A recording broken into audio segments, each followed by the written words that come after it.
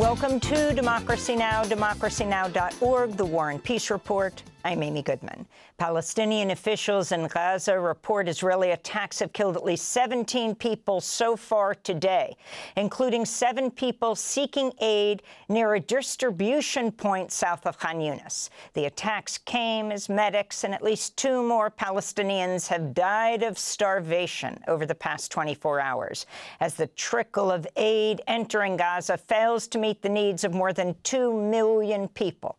Hungry Palestinians who searched for a meal Thursday at a community kitchen in Gaza City said they came away empty-handed. There is no water, no food, no bread, and what forces us to come here is more humiliating than anything. In the end, we return with nothing. Either we come back burned by the sun or we're trampled underfoot because of the overcrowding. We return empty-handed. We call on all free people of the world and peace lovers to help us provide food and water until this famine imposed on us by the occupation ends. What the occupation allows in terms of truck entries does not equal a drop in the ocean. As Gaza's starvation deaths continue to mount, President Trump's Middle East envoy Steve Witkoff and U.S. Ambassador to Israel Mike Huckabee toured an aid distribution site in Gaza run by the shadowy U.S. and Israeli-backed so-called Gaza Humanitarian Foundation. According to the UN, at least 1,373 Palestinians have been killed while trying to access food since Israel barred the United Nations and NGOs from distributing aid in Gaza. The majority of those killed were at GHF sites. Witkoff's trip to Gaza comes one day after he met with Israeli Prime Minister Benjamin Netanyahu in Jerusalem. Outside the Prime Minister's office, families of Israelis held hostage by Hamas rallied in protest to demand an immediate ceasefire in Gaza. Meanwhile, anti-war Israelis held a protest outside a military recruitment center in Ramat Gan in support of 2 18-year-old draft resistors who announced they would refuse to enlist in Israel's army. Ayana Gerstmann was sentenced to 30 days in a military prison for her refusal. Yuval Peleg received a 20-day sentence. I can't be a part of the war in Gaza, of the misery and suffer caused to so many people. I'm here to refuse the genocide, first and foremost, to refuse to participate and to be complicit in genocide. Palestinian citizens of Israel have been holding daily protests, banging pots and pans to protest Israel's starvation campaign in Gaza. On July 25th, over 10,000 protesters gathered in Sakhnin, where they faced a heavy police presence. Protests are continuing in cities including Haifa, Al-Fahim, and Jaffa. In Haifa, 2 anti-war protesters allege the city's police commander assaulted them inside a police vehicle after they were arrested at protests last week. Israeli airstrikes have hit multiple areas in southern and eastern Lebanon in a major escalation. Israeli Defense Minister Israel Katz said the bombings targeted a missile manufacturing site run by Hezbollah. On Thursday, Lebanon's President Joseph Aoun called on Hezbollah to disarm and hand over its weapons to the Lebanese army. Hezbollah officials rejected those calls and said they will not discuss disarmament until Israel withdraws from Lebanon and halts its attacks. Israel's continued airstrikes on Lebanon despite a ceasefire agreement with Hezbollah last November. In Ukraine, at least 31 people were killed overnight as Russia's military launched a massive drone and missile attack on Kyiv. Among the dead are 5 children. At least 159 others were wounded. Ukrainian President Volodymyr Zelensky denounced the attacks as vile and said they showed the need for additional sanctions on Moscow. Meanwhile, Russian forces say they've captured the city of Chasiv Yar in Ukraine's eastern Donetsk region. Residents of nearby Ukrainian villages have been fleeing Russia's steady advance. It is impossible to express how I feel. It's tough. It's hard to live in one place and then tear yourself away. But what can I do? Nothing. In Washington, President Trump called Russia's attacks on Ukraine disgusting and said he would impose additional sanctions on Russia. Meanwhile, Senators Jeanne Shaheen and Lisa Murkowski have introduced bipartisan legislation to provide $54.6 billion in new U.S. aid to Ukraine over the next 2 years. President Trump's announced a series of new tariffs on dozens of countries. Canada will see tariffs on its goods increase immediately to 35% from 25%, while Mexico will get a 90-day extension to reach a trade deal. Hardest hit is Brazil, which faces 50% tariffs on most of its goods after Trump called for an end to the prosecution of his ally, former President Jair Bolsonaro, who's on trial for plotting a coup after his 2022 election loss. Meanwhile, a panel of federal appeals court judges on Thursday questioned President Trump's authority to impose such sweeping tariffs without congressional approval. During the hearing, a judge called the Trump administration's invocation of the 1977 International Emergency Economic Powers Act suspect because the law doesn't use the word tariff. ICE is launching a major recruitment campaign to hire officers, lawyers, and investigators by offering $50,000 signing bonuses and student loan forgiveness. ICE is flush with funds after President Trump's tax and spending bill granted the agency $76.5 billion, $30 billion of which would be used for hiring thousands of staffers to meet the Trump administration's goal of 1 million deportations annually. The Trump administration's authorized the deployment of the National Guard to immigration detention centers in 20 states in the coming weeks, according to a private memo to field offices obtained by the New York Times. The unprecedented deployment will see Guard members assist in paperwork to process the mass detention of immigrants and asylum seekers.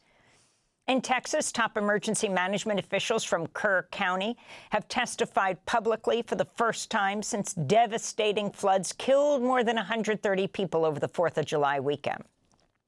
2 emergency management officials told state lawmakers they were asleep as the disaster unfolded. Judge Rob Kelly is the top-ranking official in Kerr County and directs emergency management. My wife was at home during the early hours of July 4th while I was at our lake house preparing for a family gathering. On the afternoon and evening of July 3rd, nothing felt out of the ordinary in Kerr County. Survivors confronted Kerr County officials over their disaster response as floodwaters rose to historic levels. Here's resident Lawrence Walker on the county's lack of an alarm warning system. So the alarms work. Europeans have alarms. Canadians have alarms. Comfort, Texas, which is right over the county line, has alarms. We don't have alarms. We had the chance to have alarms. The research had been done and the money was offered. But I think the conservative aspect of our commissioners, they didn't want that federal money, and they turned it away. Medics in Sudan's East Darfur state say more than a dozen children have starved to death in the Lagawa refugee camp amidst a cholera outbreak, heat waves, and flooding in the region. The UN says more than 15 million people have been displaced since the start of Sudan's civil war in April 2023, making it the world's worst humanitarian crisis. This week, the Sudanese paramilitary group, the Rapid Support Forces, formally announced it had established a rival government headquartered in the city of Niala. The African Union has condemned the move. On Wednesday, U.S. Secretary of State Marco Rubio postponed a meeting of foreign ministers aimed at advancing peace talks between Sudan's warring military factions. A UN body has told Reuters Rwanda-backed M23 rebels attacked civilians in East Democratic Republic of Congo, killing 169 people earlier this month. Speaking to Reuters, the group's leader called the report a, quote, smear campaign. This is the first time the UN is reporting on the M23's attack as President Trump is pushing for a peace deal between Congo and Rwanda, which would allow the U.S. to tap the DRC's rich mineral resources. In El Salvador, lawmakers aligned with President Nayib Bukele approved constitutional amendments Thursday that allow presidents to run for re-election indefinitely. The reforms also extend presidential terms from 5 to 6 years and will end runoff elections. Opposition politician Marcela Villatoro accused lawmakers of condemning future generations to live under authoritarian rule. Because once they sit in that presidential chair, they never let go of that power. And we have had examples of dictatorships, and we have had examples of authoritarianism, both from the right and from the left, and neither is good. Last year, Nayib Bukele was sworn into a second term as president, even though El Salvador's constitution prohibited him from running for re-election. Bukele is a close ally of President Donald Trump. He's described himself as the world's coolest dictator. Florida prison officials have killed a condemned prisoner for the 9th time this year, setting a new state record, with 2 more executions scheduled for later this month.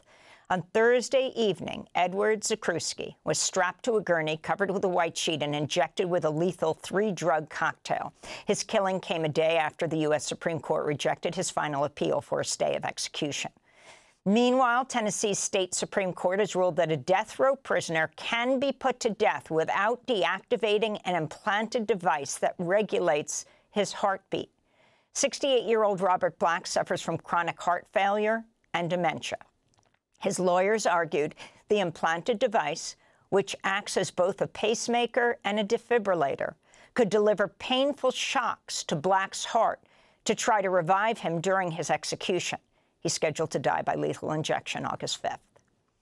The Smithsonian's Natural Museum of American History removed explicit references to President Trump's impeachments from an exhibit last month. A person familiar with the exhibit told the Washington Post the change occurred during a content review done under pressure from the White House to remove an art museum director. A spokesperson mentioned a future exhibit would include all impeachments. Earlier this year, President Trump signed an executive order calling for, quote, improper, divisive, or anti-American ideology, unquote, to be removed from the Smithsonian. Meanwhile, the White House has announced plans to spend $200 million to build a new ballroom in the East Wing starting next month. The construction costs would be covered by Trump, supposedly, and anonymous donors. And the family of Jeffrey Epstein's survivor, Virginia Giuffre, is calling on President Trump not to consider clemency for the serial sex trafficker, co-conspirator, and confidant Ghislaine Maxwell. Giuffre was the first survivor to come out publicly against Jeffrey Epstein. She died in Australia in April, reportedly by suicide. In a statement, Giuffre's family members said they were alarmed by the comments of Donald Trump on Tuesday, when Trump said Epstein stole Giuffre away from his Mar-a-Lago club. I think she worked at the spa. I think so. I think that was one of the people. Yeah. He stole her. And by the way, she had no complaints about us, as you know. None whatsoever. In response, Virginia Giuffre's siblings and their spouses wrote, quote, "It was shocking to hear President Trump invoke our sister and say he was aware that Virginia had been stolen from Mar-a-Lago. It makes us ask if he was aware of Jeffrey Epstein and Ghislaine Maxwell's criminal actions, especially given his statement 2 years later that his good friend Jeffrey, quote, likes women on the younger side, no doubt about it, unquote. We and the public are asking for answers, the family said. Survivors deserve this." That, again, according to the family of Virginia Giuffre. And those are some of the headlines. This is Democracy Now!, democracynow.org, The War and Peace Report. I'm Amy Goodman. Thanks for watching Democracy Now! On YouTube. Subscribe to the channel and turn on notifications to make sure you never miss a video.